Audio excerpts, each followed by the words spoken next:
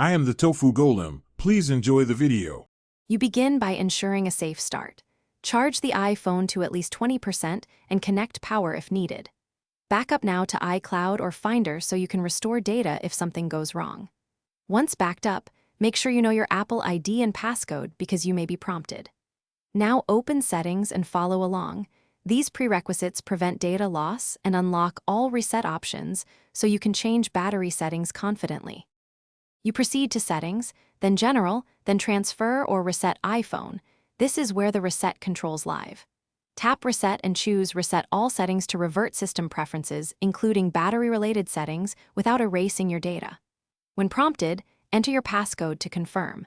This clears misconfigured settings that can affect battery reporting and performance while preserving apps and media.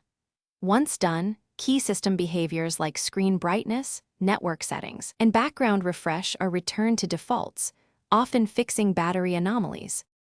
After the reset, restart your iPhone to let the system reinitialize, then check settings battery and battery health to verify improvements. If you still see odd drain, try Reset Network Settings next, because rogue network configs can cause battery use. Make sure your iOS is up to date. If problems continue despite updates and resets, contact Apple support or schedule a Genius Bar appointment.